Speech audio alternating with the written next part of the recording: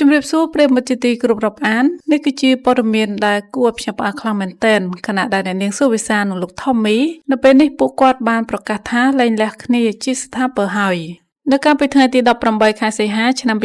2026អ្នកនាងសុវិសាដែលជាតារាចម្រៀងស្រីជួរមុខបានទម្លាក់សារដ៏កក្រើកមួយនៅលើបណ្ដាញសង្គមដែលធ្វើឲ្យអ្នកគាំទ្រស្ទើរតែមិនជឿនឹងភ្នែកអ្នកនាងបានបញ្ជាក់យ៉ាងច្បាស់ថាការដើរតាមផ្លូវរៀងៗខ្លួននេះគឺមិនមានការចងគំនុំនឹងគ្នាឡើយព្រមជាមួយគ្នានេះអ្នកនាងក៏បានថ្លែងអំណរគុណយ៉ាងជ្រាលជ្រៅដល់មេធាវីរបស់ខ្លួនគឺលោកមេធាវីអង្គសុវណ្ណារាដែលបានជួយសម្របសម្រួលរឿងក្តីនេះឲ្យបញ្ចប់ទៅដោយរលូននិងសន្តិវិធីបំផុតអ្នកនាងសង្ឃឹមថាអ្នកគាំទ្រទាំងអស់នឹងគោរពការសម្រេចចិត្តរបស់ពួកគេទាំងពីរនាក់ផងដែរចំណែកឯគណនី Facebook របស់លោកថមមីនេះវិញលោកមិនបានឆ្លើយតបវែងឆ្ងាយពីរឿងលែងលះនេះទេប៉ុន្តែលោកបានបង្ហោះសារមួយដែលធ្វើឲ្យអ្នកគាំទ្រស្រក់ទឹកភ្នែកតាមដោយមិនដឹងខ្លួនលោកមិនបាននិយាយពីអតីតភរិយាទេតែលោកបានផ្ដោតអារម្មណ៍ទាំងស្រុងពោលគឺនៅចំថ្ងៃទី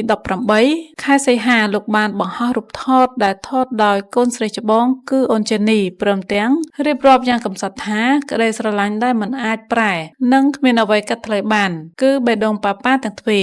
ស្នាដៃថតរូប selfie របស់កូនស្រីចេនីមិនអានមែនថតរូបប៉ាប៉ានិងប្អូនឡើងស្អាតសារមួយនេះបង្ហាញយ៉ាងច្បាស់ថាទោះបីជាឋានៈជាស្វាមីភរិយាត្រូវបានបញ្ចប់ប៉ុន្តែតួនាទីជាឪពុកនិងម្ដាយគឺនៅតែឋិតថេរជារៀងរហូតក្តីស្រឡាញ់របស់ឪពុកចំពោះកូនមិនអាចមានរឿងអ្វីមកបំបែកបានឡើយប្រិយមិត្តជាទីគោរពរាប់អានដោយគេថាជួបនឹងបែកគឺជារឿងធម្មតានៃជីវិតមនុស្សគ្មាននរណាម្នាក់រៀបការហើយចង់លែងលះគ្នានោះទេក៏ប៉ុន្តែបើនៅបន្តជាមួយគ្នាមានតែក្តីទុក្ខការជ្រើសរើសផ្លូវដើររៀងខ្លួនដោយសន្តិភាពគឺជាជម្រើសដ៏ល្អបំផុតសង្ឃឹមថាអ្នកទាំងពីរនឹងចាប់ទទួលបានភាពរឹងមាំឡើងវិញហើយបន្តមើលថែកូនៗជាទីស្រឡាញ់រហូតដល់ធំនឹងក្តី